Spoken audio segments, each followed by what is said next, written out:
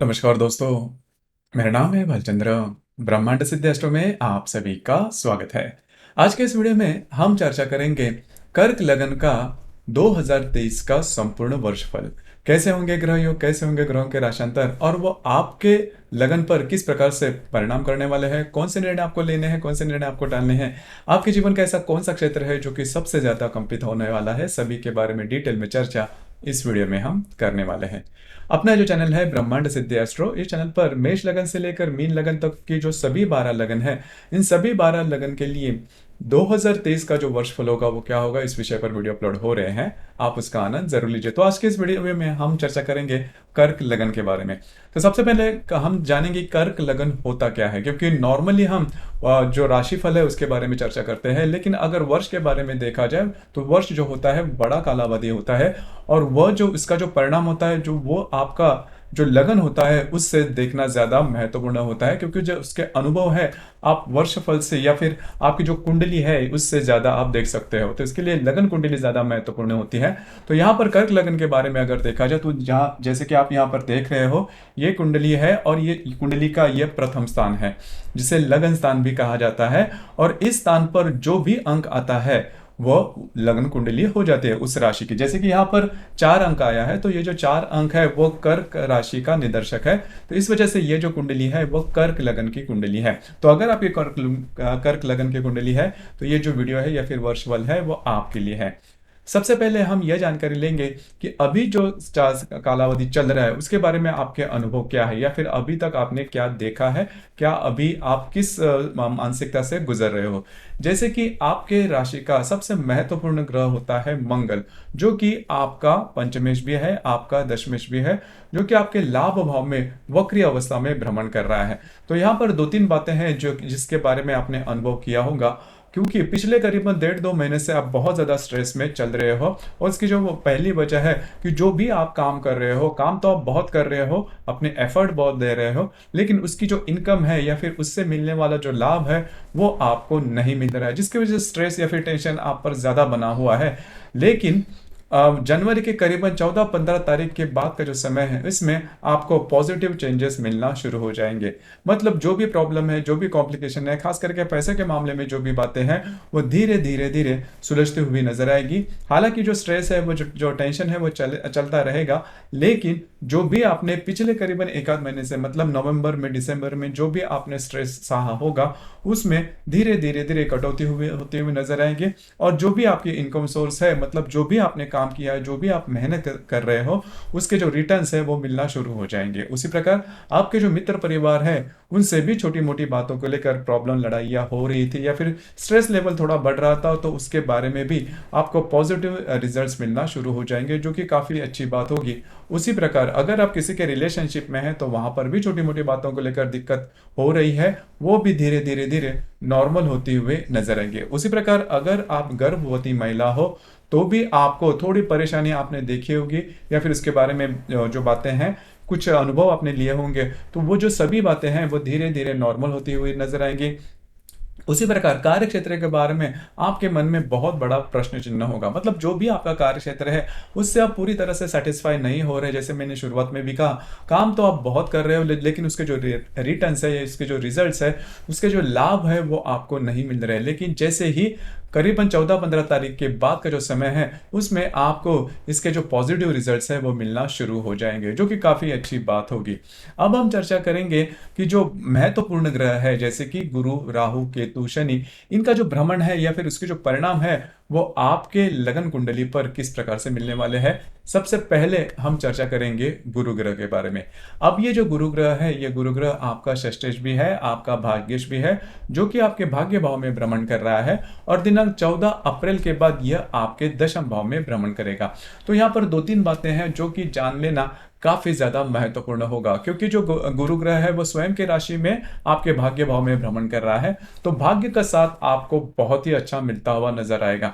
अब यहाँ पर यह बात जान लेना बहुत ज्यादा आवश्यक है, भाग्य का साथ यानी कि भाग्य का पूरी तरह से साथ ऐसा बिल्कुल नहीं होता। आपको प्रयत्न करने बहुत ज्यादा आवश्यक होते हैं, और आपने किए भी होंगे। आपका जो भी आपके सामने जो भी समस्याएं हैं, खास करके कार्य क्षेत्र के बारे में जो भी समस्याएं हैं, उसके बारे में आप बहुत ज्यादा काम कर रहे हो, लेकिन उसके रिजल्ट नहीं नहीं मिल रहे हैं। काम तो आप बहुत अच्छा कर रहे हो, सही दिशा में भी काम कर रहे हो, या फिर जो भी काम कर रहे हो उसमें फेमस होना, या फिर आपका जो काम है वो समाज के सामने आना, ये जो सभी बातें वो हो रही है, लेकिन उसके जो रिजल्ट्स है वो नहीं मिल रहे, जिसकी वजह से थोड़ा आप स्ट्रेस में हो। जो बातें हैं जैसा आप चाहते हो उस प्रकार से नहीं हो रही। लेकिन जैसे ही ये गुरु आपके दशम भाव में भ्रमण करेगा, तो वो जो बात है, वो जो फेज है, वो आपके लिए काफी ज्यादा महत्वपूर्ण और शुभ फलदायी साबित होगी। क्योंकि जो भी आप काम कर रहे हो, या फिर अब तक आपने जो भी एफर्ट दिया अपने काम में, उसमें आपको उसके जो रिजल्ट्स है वो मिलना शुरू हो जाएंगे। या फिर उससे जो भी बातें आप एक्सपेक्ट कर रहे हो, वो जो बातें हैं, मतलब एक जो बात होती है कि आप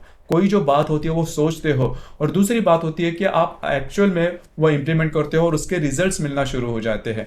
तो वो जो फेज है, वो फेज करीबन 18 अप्रैल के बाद का जो समय है, उससे मिलना आपको शुरू हो जाएंगे, जो कि काफी अच्छी बात होगी। यहाँ पर एक दूसरी और भी महत्वपूर्ण बात है कि जो भी आपका अभी तक का जो आपका कार्य क्षेत्र है, उसमें पॉजिटिव बदलाव आ सकते हैं। यदि आप कोई दूसरा अगर जॉब या फिर जो भी कार्य क्षेत्र है उसके बारे में सोच रहे हो, तो उसके संदर्भ में भी कुछ अच्छी बातें हो सकती है। और जो भी आप नया कार्य क्षेत्र चूज करोगे, उसमें भी आप आगे बढ़ोगे, उसके कुछ अच्छे रिजल्ट्स भी मिलेंगे, और आपका जो काम है उसके एप्रिसिएशन होगी, और एप्रिसिएशन मिलने के बाद फेमस होना आपके काम में, या फिर उससे लाभ मिलना, ये जो बातें हैं वो मिलना शुरू हो जाएगी। तो ये जो गुरु का भ्रमण है वो आपके लिए बहुत ही ज्यादा शुभ फलदायी साबित होगा। उसी प्रकार ये जो गुरु है, जैसे मैंने कहा कि ये जो गुरु है आपके लगन के लिए काफी ज्यादा महत्वपूर्ण और शुभ फलदायी ग्रह है, जो कि आपके दशम भाव में भ्रमण कर रहा है।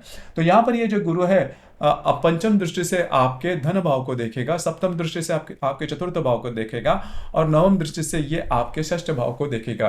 हालांकि ये जो गुरु है काफी ज्यादा शुभ फलदायी है, तो द्वितीय भाव में देखने के कारण ये जो पंचम दृष्टि से आपके द्वितीय भाव को देखेगा, तो जो मैंने कहा कि लाभ के बारे में कुछ अच्छे जो बातें हैं वो आपके साथ हो सकती है। मतलब जो भी आपने काम किया उसका अभी तक क्या हो रहा था कि आप काम तो बहुत कर रहे थे, एफर्ट तो बहुत कर रहे थे, सही दिशा में भी जा रहे थे, लेकिन उसके जो लाभ है वो नहीं मिल रहे थे। लेकिन अब जैसे ही ये जो गुरु आपके दशम भाव में भ्रमण करेगा, तो आपने जो भी काम किया है उसके काफी अच्छे लाभ भी मिलेंगे, कुछ अच्छी इन्वेस्टमेंट भी होगी। उसी प्रकार ऐसे मतलब आपको दूसरी ज्यादा महत्वपूर्ण बात, आपको इनकम सोर्सेज, काफी मल्टीपल इनकम सोर्सेज जिसे हम कहते हैं, वो मिलना शुरू हो जाएंगे। या फिर जो भी आपका कार्य क्षेत्र, अगर आप बिजनेस करते हो या फिर नौकरी करते हो, उसमें काफी ज्यादा बढ़ोतरी होना, इस प्रकार की कुछ अच्छी बातें हो सकती है। तो ये जो गुरु है आपके द्वितीय भाव में पंचम दृष्टि से देखेगा, वो आपके लिए काफी ज्यादा शुभ फलदायी साबित होगा। उसी प्रकार ये जो गुरु है वो आपके चतुर्थ भाव में भी देखेगा, तो घर के जो लोग हैं उनके साथ भी आपकी जो कम्युनिकेशन है, आपके जो रैपो है, वो बहुत अच्छा देखा जाएगा। उसी प्रकार यदि आप नया घर लेना चाहते हो, नई वास्तु लेना चाहते हो, या फिर एग्जिस्टिंग वास्तु है उसमें चेंजेस अगर आप लाना चाहते हो, उसमें रिनोवेशन करना चाहते हो, वास्तु के बारे में कोई भी बात अगर आप करना चाहते हो, तो ये जो गुरु का भ्रमण जो कि 21 अप्रैल के बाद आपके दशम भाव में भ्रमण करेगा, वो आपके लिए बहुत ही ज्यादा फेवरेबल होगा। मतलब इसके संदर्भ में कुछ अच्छे अपॉर्चुनिटी वगैरह आपको मिल सकते हैं, जो कि आपके लिए काफी महत्वपूर्ण बात होगी। उसी प्रकार घर का जो वातावरण है वो भी काफी मायनों में नॉर्मल होता हुआ नजर आएगा। उसी प्रकार ये जो गुरु है, ये गुरु नवम दृष्टि से आपके षष्ठ भाव को देखेगा। अब ये जो बात है वो भी ज्यादा महत्वपूर्ण है। जैसे कि अगर आप कहीं नौकरी कर रहे हो, तो ये जो गुरु की दृष्टि आपके षष्ठ भाव में होगी, वो काफी ज्यादा शुभ फलदायी साबित होगी। वहां पर के जो लोग होंगे उनके साथ आपकी जो इंटरेक्शन होगी वो काफी अच्छी देखी जाएगी। वहां पर के जो लोग हैं उनसे आपको काफी अच्छी मदद मिल सकती है। जो आपके सीनियर्स है, वरिष्ठ जो होंगे, उनसे भी आपके काम की वाहवाह होगी। तो कुल मिला के देखा जाए तो ये जो गुरु की नवम दृष्टि आपके षष्ठ भाव में बन रही है, वो आपके लिए काफी ज्यादा शुभ फलदायी साबित होगी। आपको कुछ अच्छे इनकम सोर्सेज भी मिल सकते हैं। उसी प्रकार अगर आप किसी व्याधि से पीड़ित है, फिर ये जो गुरु की दृष्टि है वो थोड़ी सी आपके लिए प्रॉब्लमेटिक हो सकती है। आपको व्याधियों के बारे में, शारीरिक स्वास्थ्य के बारे में ध्यान देना आवश्यक होगा। लेकिन कुल मिलाकर देखा जाए तो ये प्रथमता, ये जो गुरु है वो आपके राशि का शुभ ग्रह है, जो कि आपके दशम भाव में भ्रमण कर रहा है। तो उसका जो भ्रमण है वो आपके लिए बहुत ही ज्यादा शुभ फलदायी साबित होगा। करियर चेंजेस होंगे, या फिर करियर में जो भी आप बदलाव करोगे, जो भी आप बदलाव चाहते हो, वो आपके लिए काफी ज्यादा फेवरेबल साबित होंगे। तो कुल मिलाकर देखा जाए तो गुरु का जो भ्रमण है वो आपके लिए काफी ज्यादा शुभ फलदायी साबित होगा।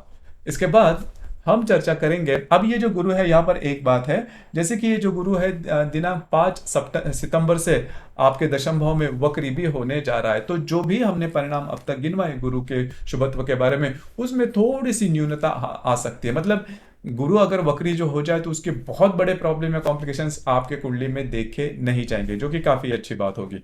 अब हम चर्चा करेंगे, जैसे मैंने कहा, कि शनि के बारे में। तो ये जो शनि ग्रह है वो आपके राशि के लिए शुभ फलदायी माना नहीं जाता, क्योंकि ये सप्तमेश भी है और अष्टमेश भी है, जो कि आपके सप्तम भाव में भ्रमण कर रहा है। लेकिन दिनांक 18 जनवरी के बाद ये जो शनि है वो आपके अष्टम भाव में भ्रमण करेगा। मतलब 2023 के शुरुआत के महीने से ही ये जो शनि है वो आपके अष्टम भाव में भ्रमण करेगा। अब यहाँ पर दो तीन बातें हैं वो जान लेना बहुत ही ज्यादा आवश्यक होगा। पहली सबसे महत्वपूर्ण बात, आपको स्वयं के स्वास्थ्य के बारे में ध्यान देना काफी ज्यादा आवश्यक होगा। जो कि मैंने गुरु के भ्रमण के बारे में कहा था कि गुरु की नवम दृष्टि आपके षष्ठ भाव में है।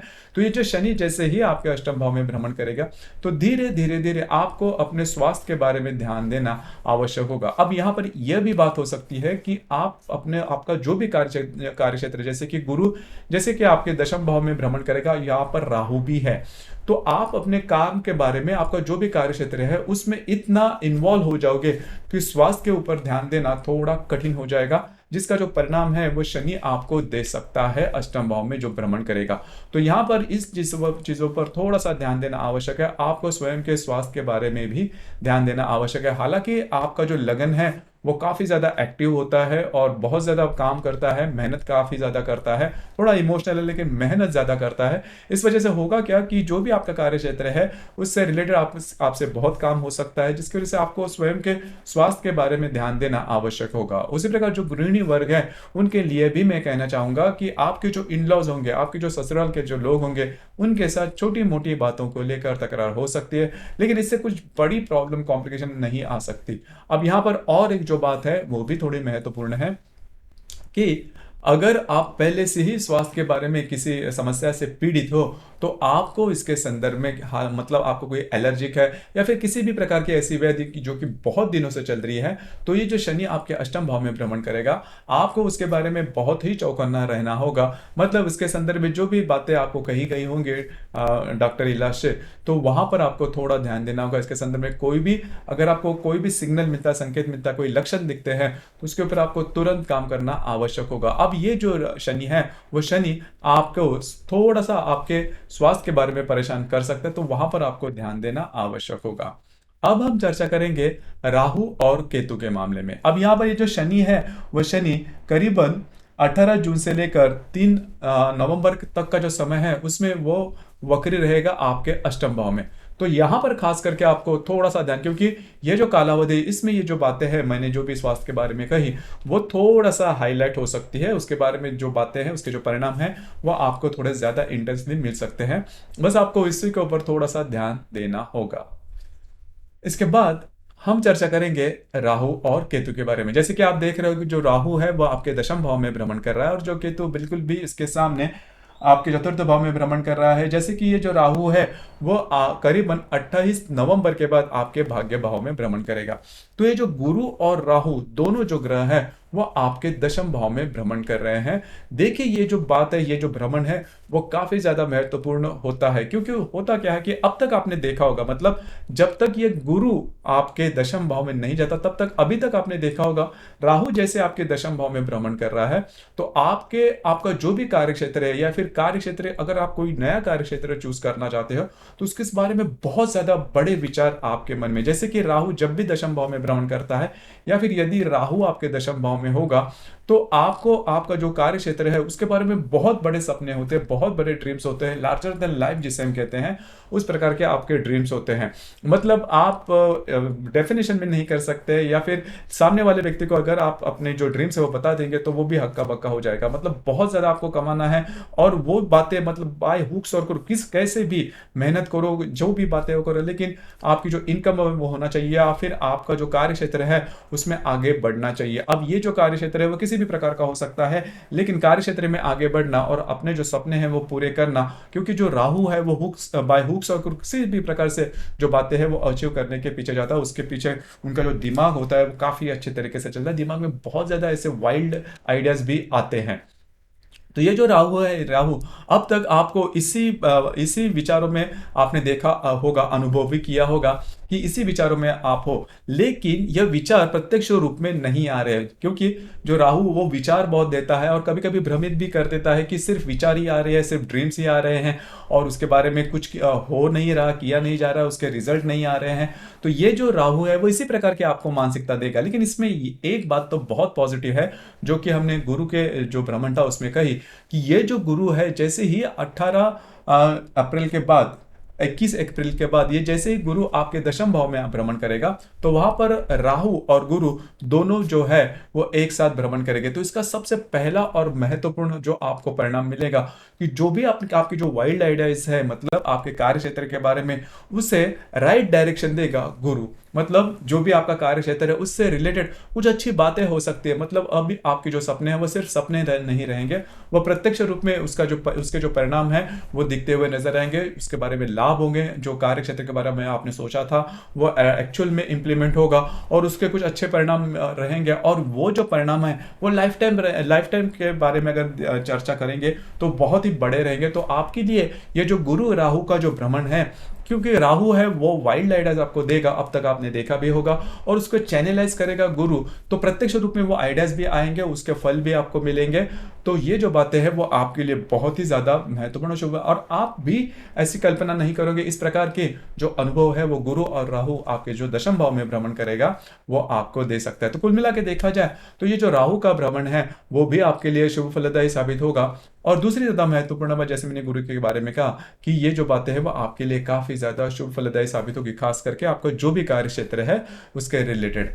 अब हम चर्चा करेंगे केतु के बारे में। तो केतु जो ग्रह है वो केतु ग्रह आपके चतुर्थ भाव में भ्रमण कर रहा है और दिनांक 28/11 मतलब 28 नवंबर के बाद ये जो केतु है वो आपके तृतीय भाव में भ्रमण करेगा। तो केतु के बारे में अगर देखा जाए तो थोड़ा ये बात हो सकती है आपके बारे में इस संपूर्ण में साल में, कि आपके घर के जो लोग होंगे या फिर फैमिली होंगे उनसे आप थोड़ा सा डिटैच हो सकते हो। मतलब उनमें कभी कभी होता भी यह है कि आप पूरी तरह से इतना फोकस हो जाओगे, आपका जो भी कार्य क्षेत्र है आपको खुद को प्रूव करना है, तो इसकी वजह से आप इतना फोकस हो जाओगे कि आपके घर के जो लोग हैं उनसे थोड़ा सा डिटैच हो जाओगे, उनसे थोड़ा सा आप अलग से रहने लगोगे, या फिर अलग जो बात है वो हो सकती है। जैसे मैंने इसके पहले भी कहा कि अगर आपको वास्तु के बारे में जो भी बात है तो मे भी वास्तु आपकी चेंज हो सकती है, उसमें बदलाव आ सकता है, या फिर फैमिली से आप डिटैच हो सकते हो, या फिर पूरी तरह से आपका जो भी कार्य क्षेत्र है वहां पर आप फोकस कर सकते हो, जो कि बहुत ही अच्छी बात होगी। मतलब आपको करियर ओरिएंटेड आप रहना चाहते हो तो उसके संदर्भ में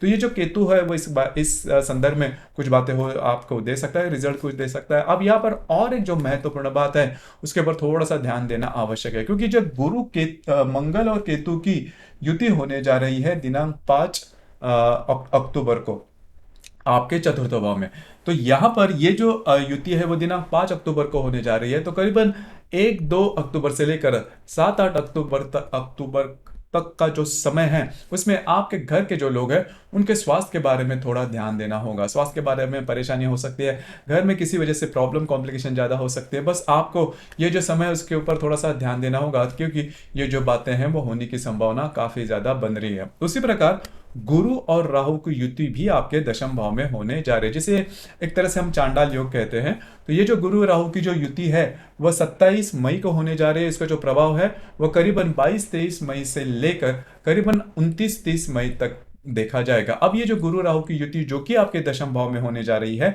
अब इस कालावधि में 2-3 बातें हैं उसके ऊपर आपको थोड़ा सा ध्यान देना होगा। पहले सबसे महत्वपूर्ण बात, आप किसी भी प्रकार के बड़े बदलाव इन दिनों में नहीं करना, क्योंकि जैसे मैंने कहा कि आप फुल फ्लेज में रहोगे, क्योंकि जैसे ही आपने सोचा था उस सोच को जो गुरु है वो प्रत्यक्ष रूप में लाएगा या फिर अच्छी डायरेक्शन देगा और जो बातें हैं वो आपकी बनती हुई नजर आएंगी। लेकिन इसको चलते बहुत बड़ी रिस्क नहीं लेना। हालांकि मतलब करीबन इस समय में जो कि गुरु राहु की जो युति आपके दशम भाव में चलेगी उस समय में किसी भी प्रकार के बड़े निर्णय आउट ऑफ द वे जाके बिल्कुल भी नहीं लेना। आप थोड़ा सा इसमें प्रॉब्लम आपको आ सकता है या फिर आपके जो निर्णय हैं वो चूक सकते हैं। तो ये जो कालावधि है, मतलब गुरु राहु की जो युति आपके दशम भाव में चलेगी 27 मई को, और करीबन जैसे मैंने कहा कि 22-23 मई से लेकर 29-30 मई तक का जो समय है उसमें ये आपको इसके बारे में थोड़ा ध्यान देना होगा। लेकिन कुल मिला के देखा जाए, जैसे मैंने कहा कि गुरु राहु की युति या फिर केतु का जो भ्रमण है वो भी आपके लिए शुभ फलदायी साबित होगा। शनि के भ्रमण के बारे में आपको अपने स्वास्थ्य के बारे में थोड़ा ध्यान देना होगा। तो मोटे तौर पर अगर देखा जाए तो आपकी जो कुंडली है, मतलब कर्क लगन की कुंडली है, तो ये जो संपूर्ण साल है इसका जो निचोड़ अगर आप देखेंगे, मतलब पिछला जो साल था मतलब 2022, इससे अगर आप तुलना करोगे तो इसमें एक दो जो बात है वो आपके लिए खास होगी, जो कि आपके कार्य क्षेत्र से रिलेट करने वाली होगी। मतलब कार्य क्षेत्र में कोई बड़ा चेंज आ सकता है। कार्य क्षेत्र में जो भी चेंज आएगा वो आपके लिए शुभ फलदायी साबित होगा। उसका प्रत्यक्ष रूप में इंप्लीमेंटेशन देखा जाएगा। वो जो बात है वो जैसा आप चाहते हैं उससे भी बहुत जोरों से आप पर हावी हो सकती है, उसके पॉजिटिव रिजल्ट्स आ सकते हैं। कभी कभी हम सोचते हैं, एक हम लिमिटेशन करते हैं, लिमिट करते हैं कि ये बात इतने तक जाएगी या फिर इसके जो परिणाम है इस प्रकार से होंगे। लेकिन आप जैसा सोचते हो जो भी कार्य क्षेत्र के बारे में, उससे भी बहुत बड़ी बात आपके लिए सकारात्मक रूप से हो सकती है। हालांकि अब तक जो आप काम कर रहे हो उससे ये जो काम है वो काफी अलग हो सकता है, लेकिन उससे मिलने वाला जो लाभ होगा या फिर उससे मिलने वाले जो परिणाम होंगे वो आपके सोच से परे होंगे। ये काफी अच्छी बात होगी। तो कुल मिला के देखा जाए तो पहला रिजल्ट्स, जैसे कि कार्य क्षेत्र के बारे में हम नॉर्मली कार्य क्षेत्र नहीं बदलते, लेकिन इस समय में मतलब ये जो साल है इसमें कार्य क्षेत्र के बारे में बदलाव होने के चांसेस बहुत बनते हैं, और जो भी बदलाव होंगे वो आपके लिए काफी ज्यादा पॉजिटिव होते हुए नजर आएंगे, जो कि बहुत अच्छी बात होगी। लाभ के बारे में भी कुछ अच्छी बातें हो सकती है, खास करके जो व्यक्ति सर्विस करते हैं, नौकरी करते हैं, उनमें नौकरी में बदलाव होना, कुछ अच्छे अपॉर्चुनिटी वगैरह मिलना, इस प्रकार की जो बातें हैं वो हो सकती है। सिर्फ आपको स्वयं के स्वास्थ्य के बारे में ध्यान देना आवश्यक है, क्योंकि आपका जो लगन है वो थोड़ा सा प्रैक्टिकल है। मतलब पैसे खर्च करते समय आप बहुत ज्यादा सोचते हो पैसे कहाँ खर्च करने हैं, कैसे खर्च करने हैं, किस तरह से खर्च करने हैं। तो होगा क्या कि जैसे ही आपको कुछ अच्छी बातें आपका जो भी कार्य क्षेत्र या फिर आपके करियर के मामले में मिलते हैं, तो आप उससे इतने अटैच हो जाओगे कि आप अपने स्वास्थ्य के बारे में ध्यान देना थोड़ा सा भूल जाओगे। बस आपको उसी के ऊपर थोड़ा सा ध्यान देना होगा, क्योंकि स्वास्थ्य है जान है तो जहान है। तो स्वास्थ्य के बारे में थोड़ा सा ध्यान दीजिए। बाकी जो सभी बातें हैं वो गुरु और राहु आपके दशम भाव में आपके लिए करवा देगा। अब जैसे मैंने कहा कि केतु का जो भ्रमण है थोड़ा सा फैमिली से आपको डिटैच कर सकता है, लेकिन होता क्या है कि जब भी आप किसी एक विषय पर फोकस करते हो तो बाकी विषयों पर थोड़ा फोकस नहीं होता। बस वही बात है, लेकिन उससे ज्यादा कुछ समस्याओं का सामना करना नहीं पड़ेगा। तो कुल मिलाकर देखा जाए तो ये जो संपूर्ण जो साल है वो आपके लगन के लिए, मतलब कर्क लगन के लिए काफी ज्यादा महत्वपूर्ण शुभ फलदायी साबित होगा। ट्रांजैक्शन फेज भी आप इसे कह सकते हो। अब हम चर्चा करेंगे ग्रहण, क्योंकि ये जो संपूर्ण साल है यहाँ पर 3 ग्रहण होने वाले हैं, उसके बारे में चर्चा करेंगे। जैसे कि ये जो पहला ग्रहण होगा सूर्य ग्रहण मेष राशि में, मतलब आपके दशम भाव में, दिनांक 20 अप्रैल को ये जो सूर्य ग्रहण है वो होने जा रहा है आपके दशम भाव में। तो यहाँ पर 2-3 बातें हैं। आपका जो भी कार्य क्षेत्र है उससे रिलेटेड कोई बड़ी इन्वेस्टमेंट नहीं करना, उससे रिलेटेड कोई बड़े निर्णय नहीं लेना। हालांकि सूर्य ग्रहण का जो किसी भी ग्रहण का जो प्रभाव होता है वो 3-4 दिनों तक देखा जाता है या फिर 4-5 दिनों तक देखा जाता है। ये जो सूर्य ग्रहण है वो 20 तारीख को है, 20 अप्रैल को है। तो करीबन 17 अप्रैल से लेकर 22-23 अप्रैल तक का जो समय है उसमें आपका जो भी कार्य क्षेत्र है उससे रिलेटेड किसी भी प्रकार के महत्वपूर्ण निर्णय नहीं लेना, जिसकी वजह से आपकी जीवन की दिशा या फिर आपके कार्य क्षेत्र के बारे में काफी ज्यादा बदलाव हो सकते हैं। तो इस प्रकार के जो निर्णय है वो बिल्कुल भी नहीं लेना। उसी प्रकार दिनांक 5 मई को चंद्र ग्रहण भी होने जा रहा है, वो भी आपके दशम और सप्तम भाव में। अब यहाँ पर जैसे आपको याद होगा कि 2022 में भी इस प्रकार के ग्रहण हुए थे, मतलब 15 दिनों में 2 ग्रहण हुए थे, 25 अक्टूबर को और 8 नवंबर को। लेकिन उस समय की जो परिस्थितियां वो थोड़ी सी अलग थी। जो 8 नवंबर को जो ग्रहण हुआ था तब मंगल भी वक्री था, तो उसकी जो इंटेंसिटी थी वो थोड़ी ज्यादा थी। लेकिन यह जो ग्रहण है इसमें इस प्रकार की जो बातें हैं वो नहीं होने वाली, क्योंकि इस साल में मंगल कहीं पर भी वक्री नहीं हो रहा है। और दूसरी ज्यादा महत्वपूर्ण बात, ये जो ग्रहण है वो भारत में नहीं दिखाई देंगे। इसकी वजह से इसकी जो स्ट्रेस या फिर टेंशन या जो भी बातें हैं वो ज्यादा नहीं देखी जाएगी, लेकिन थोड़ा सा सजग रहना आपको आवश्यक होगा। उसी प्रकार दिनांक 14 अक्टूबर को सूर्य ग्रहण होने जा रहा है कन्या राशि में, जो कि आपके तृतीय भाव में। अब ये जो सूर्य ग्रहण है 14 तारीख का, मतलब इसका जो प्रभाव होगा वो करीबन 12 अक्टूबर से लेकर 16-17 अक्टूबर तक देखा जाएगा। तो यहाँ पर सबसे पहली और महत्वपूर्ण बात, आपके जो भी डॉक्यूमेंटेशन के बारे में कोई कमिटमेंट, प्रोमिसेस, किसी भी प्रकार की बातें, छोटी हो या बड़े निर्णय, यह जो कालावधि है, यह जो 4-5 दिनों का कालावधि है, दिनांक 12 अक्टूबर से लेकर 17-18 अक्टूबर तक का जो समय है, इसमें किसी भी प्रकार के महत्वपूर्ण निर्णय नहीं लेना। स्वयं के स्वास्थ्य के बारे में भी थोड़ा ध्यान देना आवश्यक होगा।